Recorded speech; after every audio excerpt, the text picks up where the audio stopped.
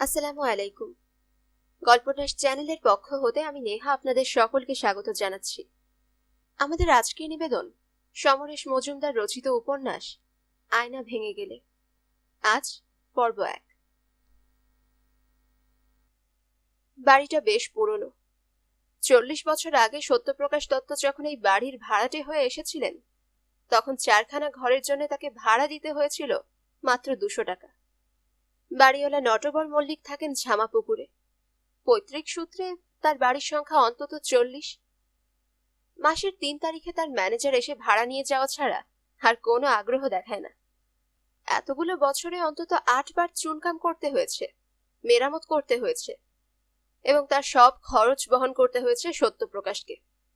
অবশ্য বাড়ি ভাড়া বাড়তে বাড়তে 500 টাকা হয়েছে, যা যে কোনো লোকের কাছে বিস্ময়ের ব্যাপার।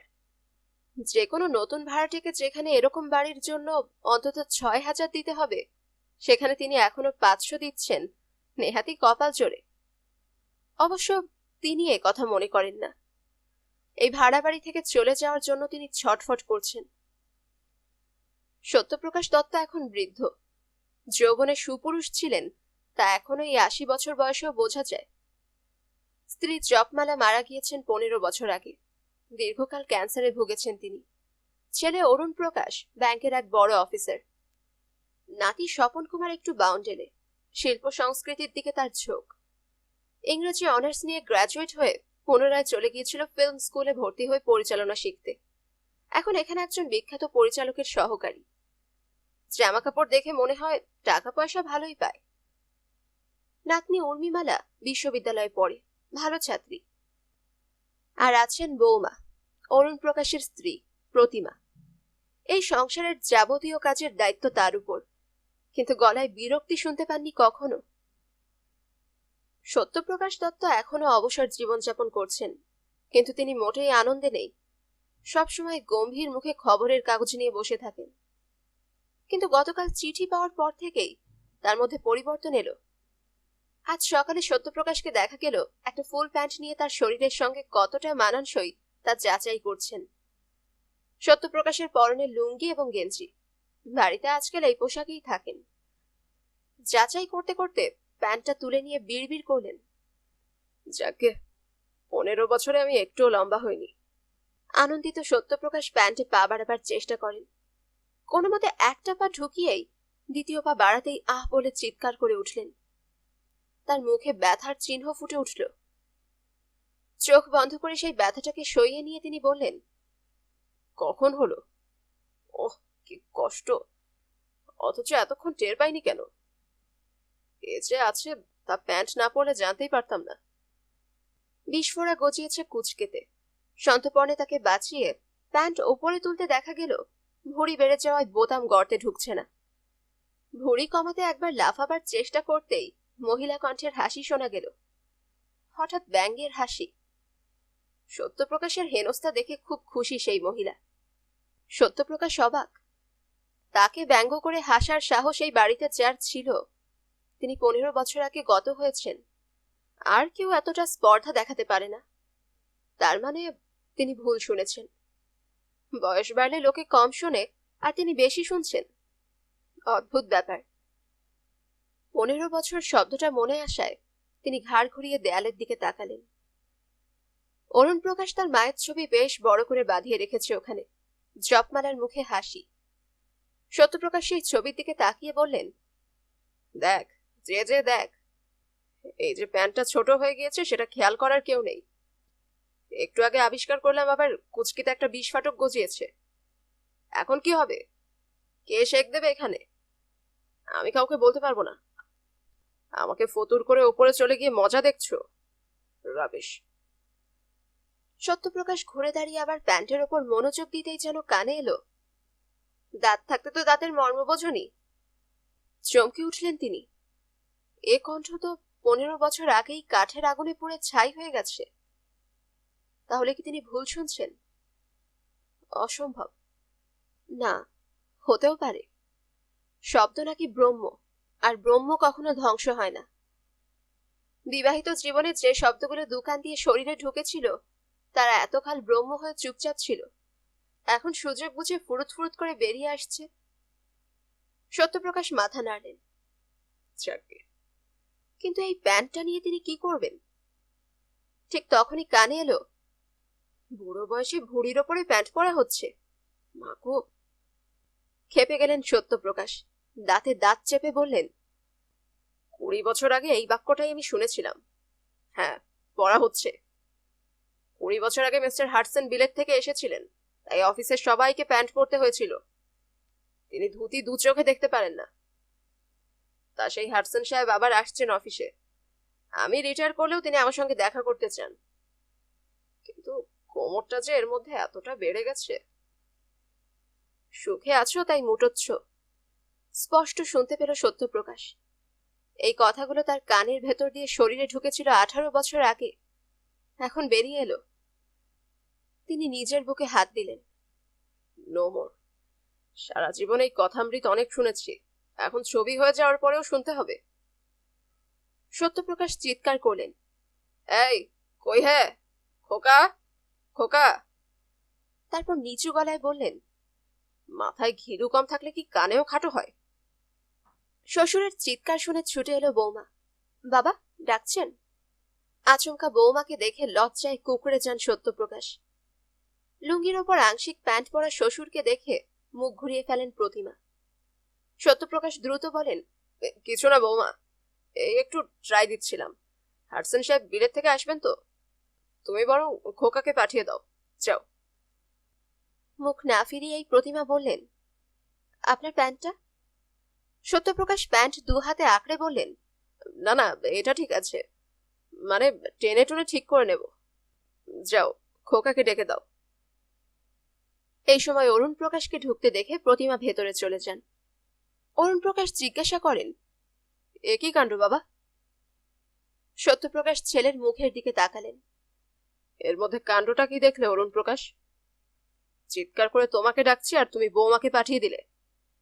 আর কবে সাবালেক হবে? হ্যাঁ, হেল্প করো, খোলো এটাকে। অরুণ প্রকাশ এগিয়ে এসে প্যান্টের পা ধরে খোলার চেষ্টা করে। নৃত্যের ছন্দে আহ উ করতে করতে সত্যপ্রকাশ আচমকা চিৎকার করে ওঠেন। ততক্ষণে ছাল ছাড়ানোর মতো প্যান্টটা অরুণ প্রকাশের হাতে উঠে এসেছে। সত্যপ্রকাশ চোখ বন্ধ করে দাঁতে দাঁত চেপে পাথরের মতো স্থির হয়ে দাঁড়িয়ে আছেন। সেদিকে না তাকিয়ে প্যান্ট ভাঁজ করতে করতে অরুণ প্রকাশ বলল, আজকাল অকারণে একটু বেশি চিৎকার করছেন। ইডিয়েট! সত্যপ্রকাশের মুখ থেকে ছিটকে এলো। খোকা না বলে যখন অরুণ প্রকাশ বলে ডেকেছেন, তখনই বুঝেছি। স্টুপিড! চোখ তখনও বন্ধ সত্যপ্রকাশের। আশ্চর্য, আমি কি অন্যায় করেছি বলবেন তো? গেলে দিয়েছ। চোখ খুললেন সত্যপ্রকাশ। কি গেলে দিলাম? অরুণ প্রকাশ অবাক। বিষফোড়া। কাঁচা বিষফোড়া গেলে দিলে বিষাক্ত হয়ে যায়। যদি হয় তাহলে আমি মারা যাব। তোমার কি, তুমি শুধু পিত্রহারা হবে। এখন আমি তোমার দায় দায় কাঁধ থেকে নামাতে প্যান্ট ঘষে বিষফোড়াকে গেলে দিলে। ও! অরুণ প্রকাশ হতভম্ব। বাবার শরীর থেকে প্যান্ট বের করে নেওয়ার সময় এরকম ঘটনা যে ঘটবে তা সে ভাবতেই পারেনি। সে বলল, বিশ্বাস করুন বাবা, আপনার যে বিষফোড়া হয়েছে এ কথা বাড়ির কেউ আমাকে বলেনি। এরা ঠিক সময় কখনোই কোনো খবর দেবে না। আমি এক্ষুনি ডাক্তার ডাকছি, একটা অ্যান্টিটিটেনাস ইনজেকশন। বলতে বলতে অরুণ প্রকাশ ডাক্তার ডাকতে চলে যাচ্ছিল। সত্যপ্রকাশ ডাকলেন, হল্ট! কাউকে ডাকতে হবে না। ম্যাক্সিমাম কি হবে, ধনুষ্টঙ্কার হোক। এখন তিনি নেই, শেক দেবারও কেউ নেই। অরুণ প্রকাশ বলল, বিষফোড়া গলে গেলে শেক দেওয়া কি ঠিক হবে? আমি আপনার বৌমাকে ডাকছি। সত্যপ্রকাশ বিরক্তিতে ফেটে পড়লেন, ওহ, বৌমাকে দিয়ে আমি শেক দেওয়াবো? কোথায় হয়েছে তা কি বুঝতে পারছো? অরুণ প্রকাশ এবার বুঝে লজ্জিত হলো। ও, তাহলে কোনো মলম নিজে লাগাতে পারবেন? সত্যপ্রকাশ কপালে হাত দিলেন। এখন থেকে সব কাজ তো নিজেকেই করতে হবে। বহু বছর পরে বিলেত থেকে হাডসন সাহেব আসছেন, তাই প্যান্টটা ট্রাই করছিলাম। এটাও বিট্রে করলো। অরুণ প্রকাশ অত্যন্ত সমীহ প্রকাশ করে বলল, আমার নতুন প্যান্টটা ট্রাই করবেন বাবা? ছেলের মুখের দিকে তাকালেন বৃদ্ধ, তারপর বললেন, তোমার কথা শুনলে লোকে ভাববে দ্বিতীয় রামচন্দ্র। আমি যে তোমাকে আলটিমেটাম দিয়েছিলাম তার কি হলো? অরুণ প্রকাশ অন্যদিকে তাকালো। সমীহ ভাবটা মুহূর্তেই উধাও। সে বাবার দিকে না তাকিয়ে বলল, বাবা, আপনি বুঝতে চেষ্টা করুন, এই বাজারে বাগানওয়ালা বাড়ি তৈরি করার ঝামেলা অনেক। অফিস থেকে যা পাবো তাতে একটা ফ্ল্যাট কোনো মতে হয়ে যেতে পারে, কিন্তু বাগানওয়ালা বাড়ি অসম্ভব।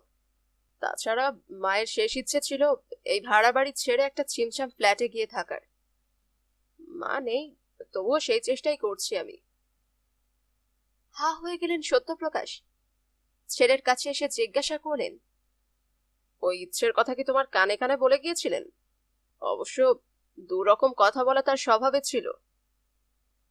কি বলছেন দুরকম কথা মানে? উনি আমাকে বাগানওয়ালা বাড়ির কথা বলতেন, ছোট্ট বাড়ি, ছবির মতো। বিকেলে সেই বাড়ির বাগানে চেয়ার পেতে বসে পাখির ডাক শুনবেন। না, তুমি নিজের ইচ্ছে মায়ের নামে চালাচ্ছ। এখন উনি ছবি, প্রমাণ করার তো কোনো উপায় নেই। আর মাই তোমার কাছে বড় হলো। আমি তাকে বিয়ে না করলে তিনি তোমার মা হতেন কি করে? হ্যাঁ, শোনো, দমদম পার্কে সস্তায় জমি পাওয়া যাচ্ছে, 5 কাঠা এখনই বুক করে ফেলো। সত্যপ্রকাশের কথা শুনে সন্দেহ হলো অরুণ প্রকাশের। আপনি তো বাইরেই বের হন না, এত খবর রাখেন কি করে? রেগে গেলেন সত্যপ্রকাশ। তা নিয়ে তোমার মাথা ব্যথার কোনো কারণ নেই। টেল মি, বাগান সমেত বাড়ি হবে কিনা? মাথা নাড়ল অরুণ প্রকাশ। আমার এত টাকা নেই বাবা। সত্যপ্রকাশ মুখ ফিরিয়ে নেওয়ায় অরুণ প্রকাশ প্যান্ট নিয়ে বেরিয়ে গেল। কিছুক্ষণ চুপ করে বসে থাকার পর স্ত্রীর ছবির দিকে এগিয়ে গেল সত্যপ্রকাশ। এইসব কিছুর জন্য দায়ী তুমি। ফ্ল্যাটের মন্ত্রর কানে ঢুকিয়ে দিয়ে গেছো। রামচন্দ্র পিতৃ আদেশ পালন করতে বনে যেতে পারে, আর তোমার বাদর দমদম পার্কে 5 কাঠা জমি কিনতে পারে না। এই সময় নাতনি উর্মিমালা ঘরে ঢুকল। দাদুকে এই অবস্থায় দেখতে পেয়ে সে চেঁচিয়ে উঠল, ও দাদু, তুমি একা একা কথা বলছো?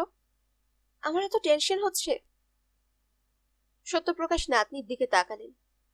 আজকালকার মেয়েরা শরীরে লাবণ্য রাখতে চায় না বলেই বোধহয় লিকলিকে হয়। উর্মিমালাও লিকলিকে, লম্বা, চুলে আধুনিকার ছাট, পরনে জিন্স আর টপ। তিনি নিঃশ্বাস ফেললেন। এই বয়সে এত টেনশন কি দিদি? উর্মিমালা তার কাঁধে ঝোলানো ব্যাগ থেকে খাম বের করল। দেখো। কি ওটা? ইউনিভার্সিটি অফ ভার্জিনিয়া থেকে অ্যাডমিশন লেটার এসে গেছে। ওহ, একদিনে আমার স্বপ্ন সফল হতে চলেছে। কি ভালো লাগছে? তুমি খুশি হয়েছো দাদু? উর্মিমালা সত্যপ্রকাশকে জড়িয়ে ধরল। সত্যপ্রকাশ বললেন, কি বলবো বুঝতে পারছি না দিদি। তুমি আমেরিকায় চলে গেলে ওর কি হবে? তার মানে? প্রতিবাদ করল উর্মিমালা। কার কি হবে? সত্যপ্রকাশ হাসলেন। আমি তো আর ঘাসে মুখ দিয়ে চলি না। আমার নাম সত্যপ্রকাশ। সত্য প্রকাশ করাই আমার ধর্ম। ছিটকে সরে গেল উর্মিমালা। কি যাতা বকছ? আমরা একসঙ্গে ছেলেবেলায় খেলাধুলা করেছি, তাই বলে কি প্রেম করতে হবে? হ্যাঁ, বন্ধুত্ব নিশ্চয় ছিল, থাকবেও, কিন্তু প্রেম সেটা অন্য ব্যাপার। তুমি ঠিক বুঝবে না। সত্যপ্রকাশ চেয়ারে বসে পড়লেন। বাহ, কি মিল! তোমার ঠাকুরমাও এই কথাই বলতো। এই বুড়ো বয়সে আমি যা বুঝিনি তা তুমি এই অল্প বয়সে সুন্দর বুঝে গেছো। তা দিদি, প্রেম কি ব্যাপার? ওহ, তোমার সঙ্গে কথা বলাই ছকমারি। তুমি যার কথা বলছো তার কোনো অ্যাম্বিশনই নেই। একটা সাধারণ চাকরিতে মজে আছে, আর আমার সামনে ওপরে ওঠার সিঁড়ি খুলে গেছে। ওর জগৎ আর আমার জগৎ এখন আলাদা। প্রেম ফ্রেম ডেভেলপই করতে পারে না। উর্মিমালা বাড়ির ভেতরে যাওয়ার জন্য পা বাড়ালো। সত্যপ্রকাশ বললেন, আমি একটা কথা বুঝতে পারছি না দিদি ভাই। ছেলেরা তো একগাদা ডিগ্রি নিয়েও তার থেকে অনেক কম শিক্ষিত স্ত্রীর কাছে বশ্যতা স্বীকার করে। তোমার ঠাকুরমার বিদ্যে ছিল ক্লাস 6 পর্যন্ত, কিন্তু তার উপরে গলা আমি কখনোই তুলতে পারিনি। যদি উল্টোটা হয় তাহলে ক্ষতি কি? পণ্ডিত মেয়েরাও তো কম শিক্ষিত ছেলেকে বিয়ে করতে পারে, অসুবিধে কোথায়? উর্মিমালা ঘুরে দাঁড়ালো। যে যা ইচ্ছে করুক, আমি করছি না। একটু দেখলো সে সত্যপ্রকাশকে, তারপর কাছে এগিয়ে গিয়ে বলল, দাদু ভাই। সত্যপ্রকাশ তাকালেন। বলো দিদি ভাই। তোমার জমানো টাকা কত আছে গো? সত্যপ্রকাশের আচমকা হেঁচকে উঠল। বললেন, অন্য কথা বলো দিদি ভাই। বাহ, রিটায়ার করার সময় তো অনেক পেয়েছো, তাই না? কপালে ভাঁজ পড়ল সত্যপ্রকাশের। টাকার খোঁজ নিচ্ছ কেন? উর্মিমালা হাসল। আমেরিকায় যেতে আমার অনেক টাকা লাগবে। এই বংশের সমস্ত মানুষের মধ্যে আমি এখন আমেরিকায় যাচ্ছি। তোমার গর্ব হচ্ছে না? সত্যপ্রকাশ মাথা নাড়লেন। এতক্ষণ হচ্ছিল, আর হচ্ছে না। তার মানে? ফোঁস করে উঠল উর্মিমালা। স্ত্রীর ছবির দিকে আঙুল তুললেন সত্যপ্রকাশ। ক্যান্সার বাঁধিয়ে উনি আমার সবটাই প্রায় শেষ করে দিয়ে গেছেন। এখন আমি শূন্য কলসি নিয়ে বসে আছি। তোমার বাপের দিকে তাকিয়ে আছি যে যদি পিতৃঋণ শোধ করতে বাগানওয়ালা বাড়ি তৈরি করে দেয়, তা তুমি এর মধ্যে ফেউয়ের মতো আমেরিকা আমেরিকা বলে জুটে গেলে। এসব কার ভালো লাগে? কয়েক মুহূর্ত চুপচাপ দাদুকে দেখে উর্মিমালা ভেতরে চলে গেল। সত্যপ্রকাশ স্ত্রীর ছবির দিকে তাকালেন। দেখলে, এরপরেও বলবে সুখে থেকে আমি মুটোচ্ছি। কিন্তু বাড়ি আমাকে করতেই হবে, বাগানওয়ালা বাড়ি। না দাদু, সলিলকি ঠিক নয়। সত্যপ্রকাশ মুখ ঘুরিয়ে দেখলেন তার নাতি স্বপন কুমার দরজায় এসে দাঁড়িয়েছে। মনে মনে চটে গেলেন, এ বাড়িতে তার কোনো প্রাইভেসি থাকছে না। স্বপন কুমার বলল, জানো দাদু, ভেবেছিলাম কখনো পরের গোলামি করব না, তাই চাকরির মাইনে পেতে চাইনি। সত্যপ্রকাশ বললেন, পরের গোলামি না করেও তো দিব্যি আছো। না, নেই। সেই পরের গোলামি করতে হবে। মানে?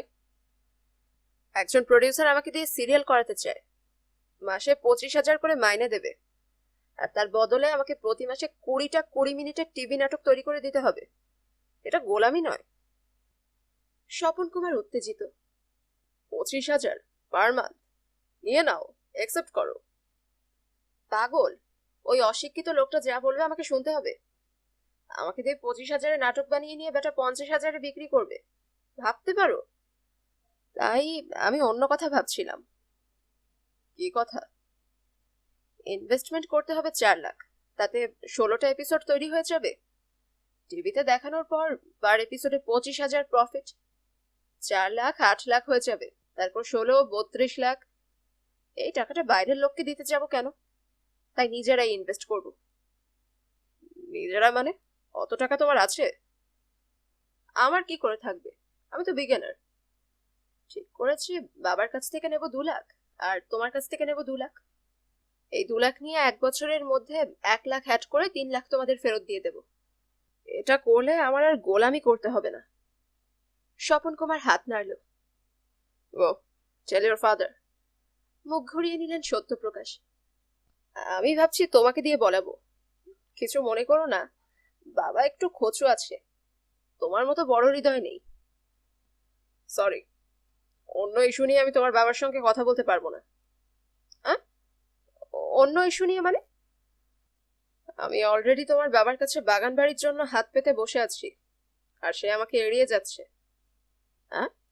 বাগান বাড়ি নন প্রফিটিং ব্যাপার, আমি এর মধ্যে নেই। তা তোমার 2 লাখ টাকা নিশ্চয়ই ব্যাংক থেকে তুলতে হবে? না। মাথা নাড়লেন সত্যপ্রকাশ। মাই গড, অত টাকা তুমি ক্যাশ রেখে দিয়েছো বাড়িতে? নো নো নো, চেঁচিয়ে উঠলেন সত্যপ্রকাশ। আমার কাছে টাকাই নেই। নেই? না। তাহলে আমাকে পরের গোলামি করতে হবে? সেটা তোমার ইচ্ছে, আমার কাছে কোনো টাকাই নেই। সত্যপ্রকাশ কথা শেষ করা মাত্র বাইরে থেকে গলা ভেসে এলো, দাদু। সোজা হয়ে বসলেন সত্যপ্রকাশ। এসো এসো, আমি এখানে। স্বপন কুমার বিরক্ত হয়ে চলে যেতেই কাঞ্চন ঢুকলো। কাঞ্চন এমন একজন সুদর্শন যুবক যাকে দেখলে মন ভালো হয়ে যায়। সত্যপ্রকাশ বললেন, এসো এসো ভাই, তোমাকে যে আজ পাকা কাঁঠাল পাতার মতো দেখাচ্ছে। কি ব্যাপার, আপিস নেই? না, আজ ছুটি পেয়েছি। দাদু, আপনার কাজ হয়ে গিয়েছে? কাঞ্চন চেয়ারে বসল। সত্যপ্রকাশ উল্লসিত। দেখা পেয়েছো? আমি কখনোই হেরে যাই না। কাঞ্চন মাথা নাড়ল। এবার যাবে? তোমাকে হারাতে আমেরিকায় চলে যাচ্ছে। যাকে, তা লোকটাকে দেখলে কেমন? এখনো হাঁটা চলা করতে পারে তো? দূর, লোকটা মারা গিয়েছে বছর 10 আগে। কাঞ্চন বলল। তাহলে এই যে বললে দেখা পেয়েছো? উঠে দাঁড়ালো সত্যপ্রকাশ। ওর ছেলের দেখা পেয়েছি, যদুগোপালের ছেলে মধুগোপাল। আপনার কাছে এক্ষুনি আসছে লোকটা। কাঞ্চন শান্ত গলায় বলল। সর্বনাশ, এক্ষুনি?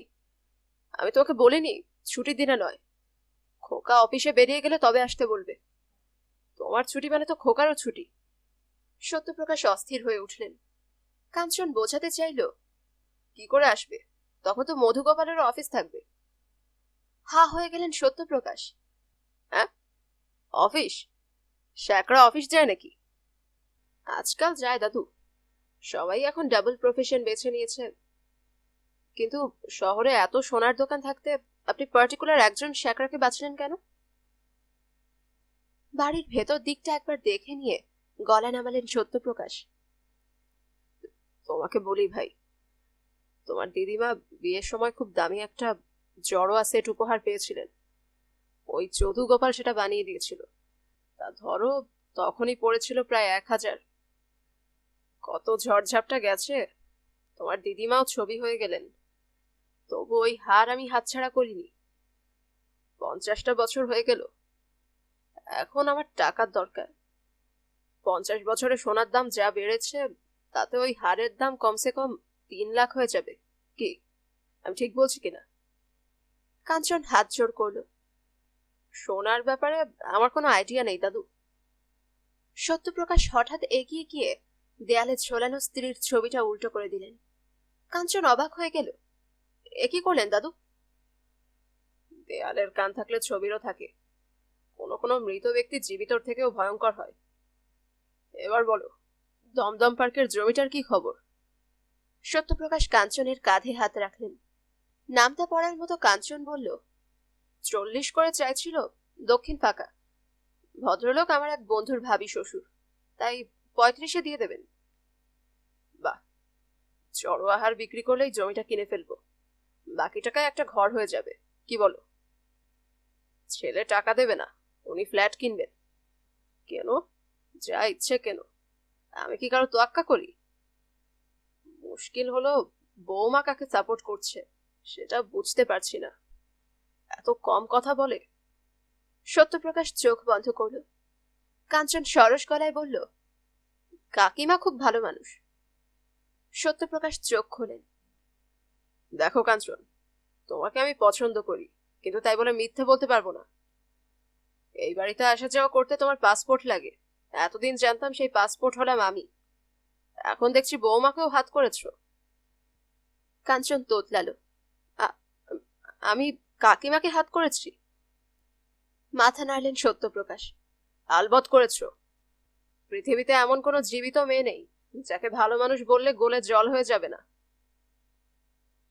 কিন্তু এতে আমার স্বার্থ কি? কাঞ্চন বলল, আপনাদের ভালো লাগে বলেই তো আমি এ বাড়িতে আসি। সে ছেলেবেলা থেকে আসছি। আপনি যখন এর মধ্যে মতলব দেখতে পেয়েছেন, তখন আর আসবো না। চলি দাদু। কাঞ্চন বাইরে যাওয়ার জন্য পা বাড়ালো। সত্যপ্রকাশ হেসে ফেললেন। এই দেখো, একটু রসিকতা করেছি তো গোসা হয়ে গেল। ওরে পাগল, তুই হলে আমার বাইরের দরজা। তুই না এলে আমি যে দম বন্ধ হয়ে মারা যাব। আয়, কাছে আয়। এই সময় বাইরে থেকে চিৎকার ভেসে এলো। সত্যপ্রকাশ দত্ত আছেন? কাঞ্চন ঘুরে দাঁড়ালো। এসে গেছে। কে? মধুগোপাল, সন অফ আপনার স্যাকরা লেট যদুগোপাল। সত্যপ্রকাশ ভেতরের দিকে তাকালেন। সর্বনাশ, যাকে ওকে এখানে এনে বসাও। কেউ আসার আগেই কাজ শেষ করতে হবে। আমি জড়ার বাক্সটা নিয়ে আসি। কাঞ্চন বাইরে গিয়ে মধুগোপালকে ভেতরে নিয়ে আসে। মধ্যবয়সী বেটে মানুষটার ঘাড় কথা বলার সময় মাঝে মাঝেই আটকে যায়। তখন কেউ ঘুরিয়ে না দিলে মুখ সোজা হয় না। কাঞ্চন বলল, আপনার টাইম সেন্স তো দারুণ মধুবাবু। এটা বাপের দান।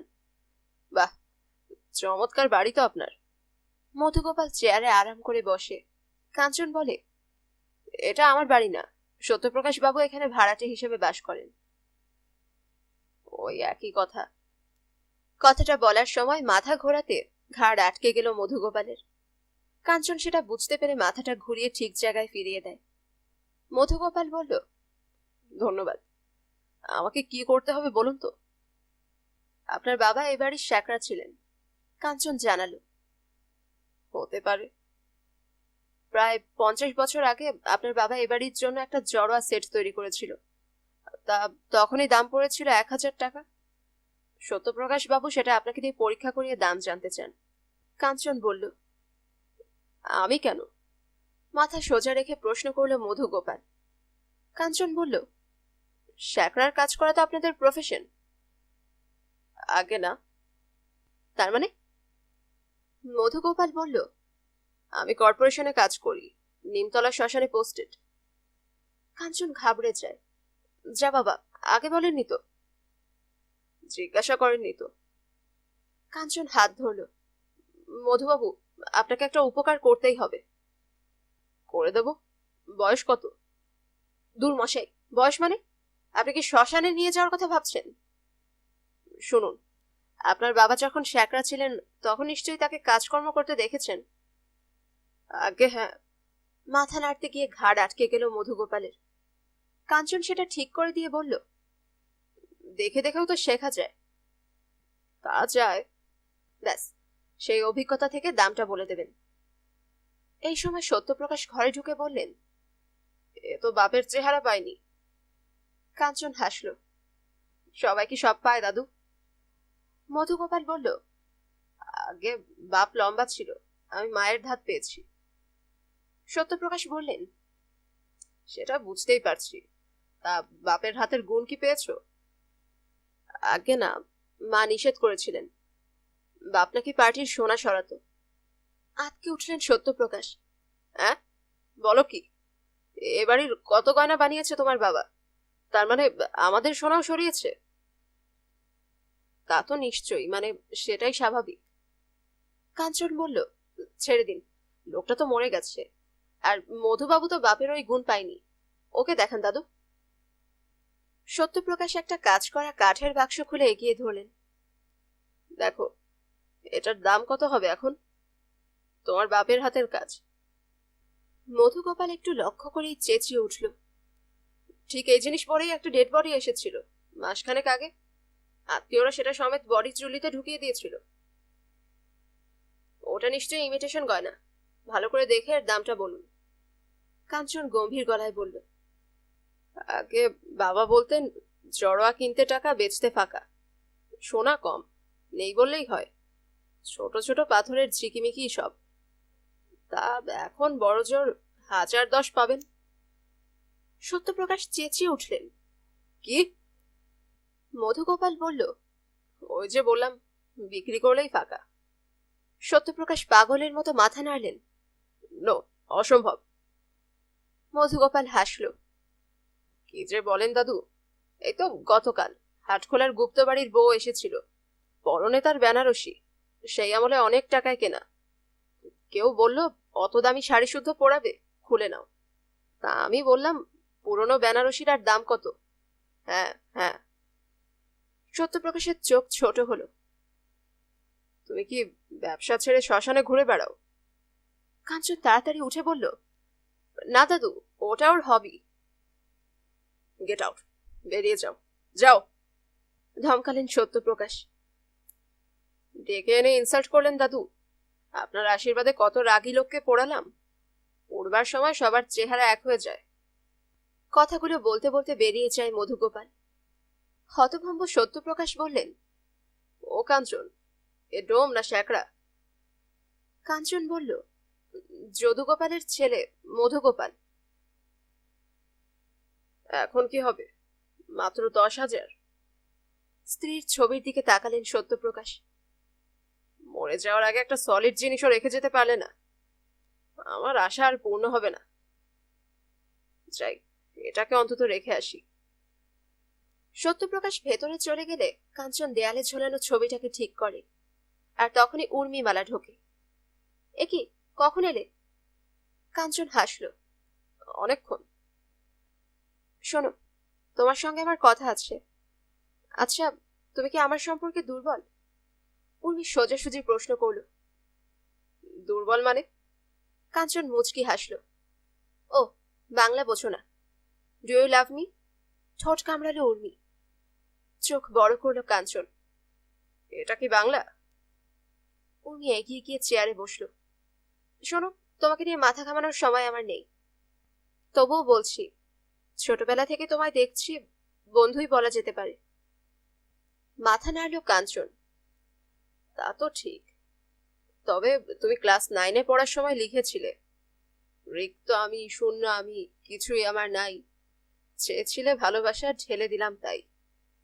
চিঠিটা আমি যত্ন করে রেখে দিয়েছি। কাঁধ ছাকালো উর্মি। ওটা ছিল কফ লাভ, সর্দি কাশির মতো, সবারই হয়। কিন্তু তুমি এখন এ বাড়িতে এসে আমার দিকে তাকাও, তা আমাকে ডিস্টার্ব করে। ও বাবা, তাকানো নিষেধ? হ্যাঁ, আমার স্ট্যান্ডার্ড এখন আলাদা। আমার তো আলাদা বলে মনে হয় না। কাঞ্চন হাসে।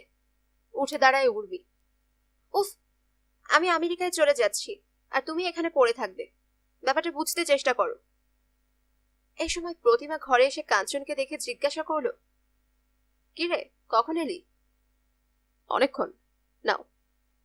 পকেট থেকে জর্দার কোটা বের করে এগিয়ে ধরে। এই যা, আগেরটা তো এখনো শেষ হয়নি, দেখো কাণ্ড। প্রতিমা কৌটা নেয়। মা, বাবা কোথায়? উনি গম্ভীর গলায় জিজ্ঞাসা করে। বোধহয় ছাদে। শোনা মাত্র উর্মি বেরিয়ে যায়। সেটা লক্ষ্য করে হাসে কাঞ্চন। প্রতিমা জিজ্ঞাসা করে, হাসছিস কেন? এমনি। তুমি কেমন আছো কাকিমা? আমি তো খারাপ থাকি না। আমি বুঝতে পারি না, এবারে সব কাজ তুমি নিজের হাতে করো কেন? কমসে কম রান্নার লোক তো রাখতে পারো।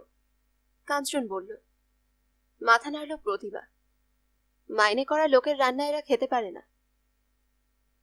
চমৎকার। তোমার বাপের বাড়িতে শেষ কবে গিয়েছো? তোর কি, যেতে ইচ্ছে করে না? আমি চলে গেলে এদেরকে কে দেখবে? কাঞ্চন ম্লান হাসল। তোমার মতো মানুষকে প্রশংসা না সমালোচনা করা উচিত আমি জানি না, তবে আমার মা বেঁচে থাকলে তাকে কখনোই এসব করতে দিতাম না। প্রতিমা কিছু বলার আগেই অরুণ প্রকাশ ঘরে ঢুকে কপালে ভাঁজ ফেলে জিজ্ঞাসা করল, কাঞ্চন যে, কি মনে করে? কাঞ্চন হাসল। এই আর কি। অরুণ প্রকাশের স্ত্রীর দিকে একবার তাকালো, তারপর চেয়ারে বসে বলল, তুমি ওই বুড়ো মানুষটাকে নাচাচ্ছ কেন বলো তো? জমি জমার খবর এনে দেওয়ার কি দরকার? কাঞ্চন বলল, কাকাবাবু দাদু আদেশ করেছিলেন। অরুণ প্রকাশ বিরক্ত হলো। সে বলল, শোনো কাঞ্চন, কিছুদিন থেকে তোমাকে একটা কথা বলবো বলে ভাবছিলাম। উর্মি বড় হয়েছে, আর তোমার এই বাড়িতে ঘন ঘন আসা ঠিক হচ্ছে না, বুঝতে পারছো? কাঞ্চন মাথা নাড়ল। না। তুমি এতটা গবেট তা জানতাম না। শোনো, উর্মির বিয়ে দিতে হবে। পাত্র ঠিক হয়ে গিয়েছে? না, এখনো ঠিক হয়নি। তাই বলছিলাম, তোমার এখন এ বাড়িতে আসা ঠিক নয়। যেন উৎকণ্ঠা কেটে গেছে এমন ভঙ্গিতে কাঞ্চন বলল, তাই বলুন, আপনারা বড়রা এত ভূমিকা করেন, কিন্তু কোনো চান্স নেই কাকাবাবু, আপনি দুশ্চিন্তা করবেন না। অরুণ প্রকাশ অবাক। কি বলতে চাইছো? দেখুন, উর্মি আমার ছোটবেলার বন্ধু, কিন্তু ও আমাকে বলে দিয়েছে আমাদের জগৎ আলাদা, অতএব আমাকে নিয়ে দুর্ভাবনা করবেন না। কাঞ্চন বলল। বাহ, গুড। বসো বসো, খুব ভালো খবর শোনালে। তা কাঞ্চন, তুমি এত লোকের উপকার করে বেড়াচ্ছ, আমার জন্য একটা ফ্ল্যাট দেখে দিতে পারছো না? সত্যি? আমাকে আগে বলেননি তো। আমার বন্ধুর হবু শ্বশুর কাকুরগাছিতে ফ্ল্যাট বানাচ্ছে, আমি বললে বেশ কমে দেবে। কাঞ্চন বলল, কাকুরগাছি?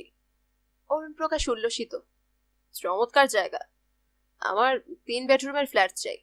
কিরকম দাম পড়বে? আগে জিজ্ঞাসা করে এসে বলবো। কাঞ্চন কথাগুলো বলতেই উর্মি ঢুকলো। ও বাপি, তুমি এখানে বসে আছো? কি ব্যাপার?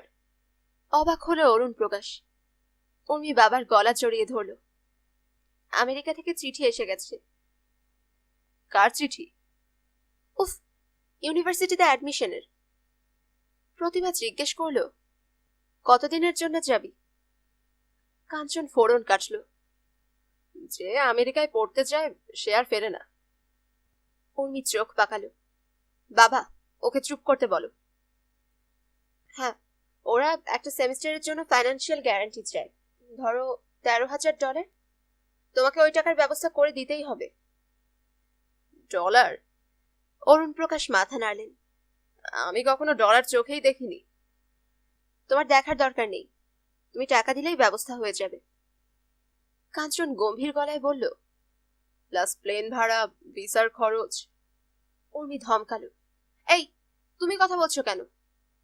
কাঞ্চন বলল, তুমি নয় তুই। ছেলেবেলায় তুই বলতিস। কাকাবাবুও শান্তি পাবেন। অরুণ প্রকাশ উঠে দাঁড়ালো। অসম্ভব, আমার পক্ষে তোমার পেছনে এত টাকা খরচ করা সম্ভব নয়। ধার করে কোনো মতে একটা ফ্ল্যাট কিনতে যাচ্ছি, তুমি আমার কাছে আশা করো না, ব্যাস। উর্মি চিৎকার করল, বাট ওয়াই? কেন? অরুণ প্রকাশ বলল, আমার টাকা নেই, তাই। তুমি আমার বিয়েতে টাকা খরচ করতে না, সেই টাকাটা দাও, তোমাকে আর আমার বিয়েতে দিতে হবে না। উর্মি বাবার সামনে গিয়ে দাঁড়ালো। অরুণ প্রকাশ বিব্রত গলায় বলল, প্রতিমা, তোমার মেয়ে কি বললো শুনলে? কাঞ্চন বলল, আমেরিকায় বিয়ে করলে শুনেছি এত খরচ হয় না। অরুণ প্রকাশ বলল, আচ্ছা, তোমার কোনো কাজকর্ম নেই? আগে না। যাও না, বাবার সঙ্গে গিয়ে গল্প করো। কথাটা শোনা মাত্র কাঞ্চন চলে গেল ভেতরে। উর্মি বলল, বাবা প্লিজ। অরুণ দ্রুত মাথা নাড়ল। নো, অসম্ভব। অসম্ভব? এত বছর এই বাড়িতে থাকলে আর 5 বছর থাকতে পারবে না? তুমি তোমার ফ্ল্যাট 5 বছর পরে কিনো, আমি চাকরি করে টাকাটা পাঠিয়ে দেবো তোমাকে। কান্না সামলাতে সামলাতে ভেতরে চলে গেল উর্মি। প্রতিমা দীর্ঘ নিঃশ্বাস ফেলল মেয়ের যাওয়া দেখে। অরুণ প্রকাশ বলল, তুমি মেয়েকে বুঝিয়ে বলছো না কেন? আমি কি বলবো? নিচু গলায় বলল প্রতিমা। তাই তো, ঝড়ঝাপটা সব আমার উপরে। আমার পাশে এসে তুমি কোনোদিন দাঁড়িয়েছো? আমি যেন এবারে টাকা রোজগার করার মেশিন। বাবা টাকা চাইছে বাড়ি বানাতে, মেয়ে যেতে চাইছে আমেরিকায়, ছেলে টিভি সিরিয়াল বানাবে। তুমি কেন চুপ করে আছো? চাও, চেয়ে ফেলো। অরুণ প্রকাশ উত্তেজিত। প্রতিমা মৃদু হাসল। সবাই কি চাইতে পারে? অরুণ প্রকাশ কিছু বলতে গিয়ে কাঞ্চনকে দেখে থেমে গেলেন। কাঞ্চন বলল, যাই কাকিমা। কাকাবাবু, ফ্ল্যাটের খবর আজই নিয়ে নেব। অরুণ প্রকাশ ডাকলেন। কাঞ্চন। গলার স্বরে এত নরম ভাব ছিল যে কাঞ্চন অবাক হয়ে তাকালো। অরুণ প্রকাশ বলল, তুমি ওকে একটু বোঝাও না। একসঙ্গে বড় হয়েছ, খেলেছ, আমেরিকায় যেতে নিষেধ করো না। কাঞ্চন বলল, একটু আগে বললেন ঘন ঘন না আসতে। অরুণ প্রকাশ হাসলেন। আরে ওসব কথার কথা, নিশ্চয়ই আসবে। জন্ম থেকে দেখছি তোমায়, তুমি তো আমাদেরই একজন। শোনো, তুমি ওকে একটু বোঝাও। হঠাৎ দরজার বাইরে থেকে সত্যপ্রকাশের গলা শোনা যায়। পিতৃভক্তি আর কন্যা স্নেহ যে পুরুষের মন থেকে উধাও হয়ে যায়, তাকে এক কথায় কি বলে অরুণ প্রকাশ? হকচকিয়ে যায় অরুণ প্রকাশ। মানে? মানে তুমি একটা পাষণ্ড। আমি একটা খুব ইম্পর্টেন্ট অ্যানাউন্সমেন্ট করতে এসেছি। কিছুদিন ধরে এটা ভাবছিলাম, আজ যদুগোপালের ছেলে মধুগোপাল আমার সব সংকোচ দূর করে দিল। অরুণ প্রকাশ বলল, মধুগোপাল আবার কে? সত্যপ্রকাশ বললেন, চ্যাকরার ছেলে।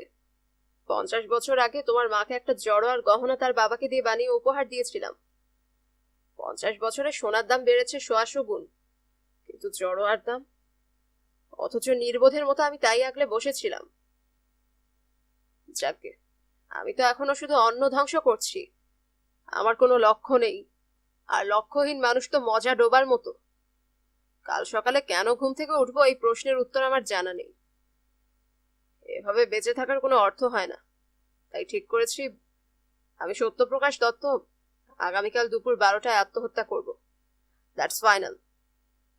গম্ভীর মুখে চেয়ারে বসলেন সত্যপ্রকাশ।